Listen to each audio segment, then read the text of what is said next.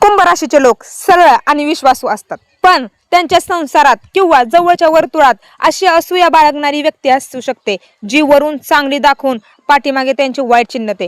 अशा गुप्त शत्रूंपासून सावध राहणे खूप गरजेचे आहे, कारण की तुमच्या कित्येक महिन्याच्या कशाला ते आग लावू शकते.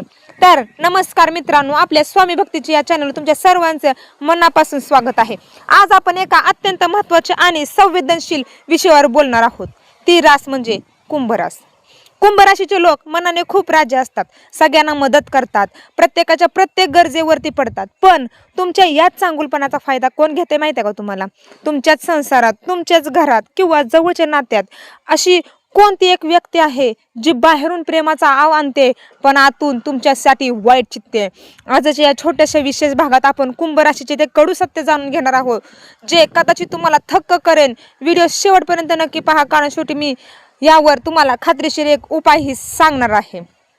कुंभ राशीचा एक मेन स्वभाव आणि त्यांची एक चूक असते, ती म्हणजे कुंभ रास ही शनी ग्रहाची रास आहे.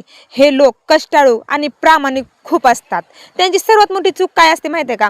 कोणत्याही व्यक्तीवर खूप लवकर विश्वास ठेवतात. मग ती व्यक्ती जवळची असो किंवा लांबची असो, त्यावर लगेच विश्वास ठेवतात. म्हणून स्वतःचे गुपित आर्थिक गोष्टी आणि संसारातील वैयक्तिक गोष्टी इतरांसोबत शेअर करणे ही त्यांची कमजोरी बनते.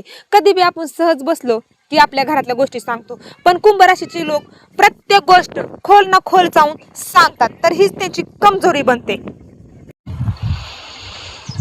आणि तुमच्या संसारात वाईट चितणारी ती एक व्यक्ती कोण असेल ती तुम्हाला आता प्रश्न पडला असेल, तर त्या एका व्यक्तीचं नाव घ्यायचं असेल तर नाव घेता येत नसतं. ती तुम्हाला इशाऱ्यावरून व्यक्ती कळाली पाहिजे. तर तुम्हाला सांगते मी, जवळचे नातेवाईक किंवा मित्र असू शकतात. ज्योतिषशास्त्रानुसार कुंभ राशीला बाहेरील शत्रूंपेक्षा घरातील किंवा जवळचा गुप्त शत्रूपासूनच जास्त धोका असतो. बाहेरली व्यक्ती असते ना ती खूप लांब असते, पण आपल्या स्वतःच्या जवळची जी व्यक्ती असते ना ती खूप धोकादायक असते. कुंभ राशीला ही जवळची व्यक्ती धोकादायक आहे. आणि असल्या व्यक्तींची लक्षणे काय असतात माहिती आहे का? अशा व्यक्ती जी तुमच्या समोर तुमच्या सुखाचे इतके कौतुक करणार, तुमच्यासोबत इतकी साथ देणार, पण तुमच्या पाठीमागे तुमच्याबद्दल खूप गैरसमज निर्माण करणार. तुमच्या नवरा बायकोच्यात भांडणं लावणार, आई वडिलांच्यात भांडणं लावणार, बहीण भावाच्यात भांडणं लावणार.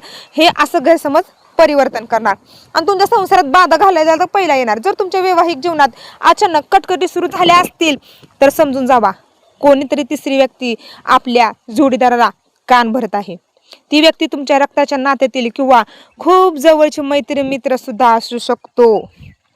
काळजी घेणे गरजेचं आहे. ही लक्षणे त्यांच्यात लगेच दिसून येतात. आणि हो, कुंभ राशीचे भविष्य आणि धोके काय आहेत माहितीये का? भविष्यातील संकेत काय आहे? सध्याच्या ग्रहाच्या स्थितीनुसार कुंभ राशीच्या लोकांनी आर्थिक देवाणघेवाण करताना आणि भागीदारीत व्यवसाय करताना अत्यंत सावध राहणे गरजेचे आहे.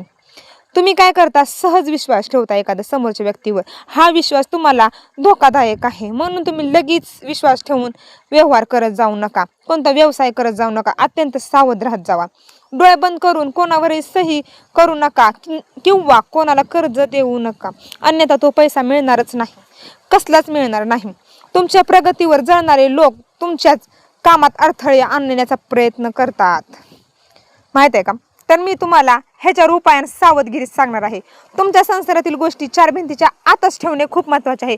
कोणतीही गोष्ट असू दे, सुखाची, दुःखाची, प्रगतीची, नाहीतर वाईट गोष्ट असू दे, ती तुमच्या चार भिंतीच्या आत ठेवणे खूप गरजेचे आहे. शनिवारी हनुमान चालीसा किंवा शनी मंत्राचा जप करा, जेणेकरून वाईट नजरेपासून तुम्ही रक्षण राहताल.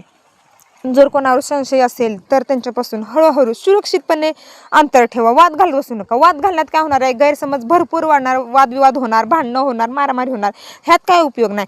त्यांच्यासोबत आपणच गोडीनेच नाती तोडायची, लांब राहायचं.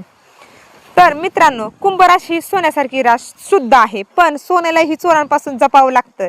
तुमच्या संसारात मिठाचा खडा टाकणाऱ्या अशा लोकांपासून आजच लांब राहा.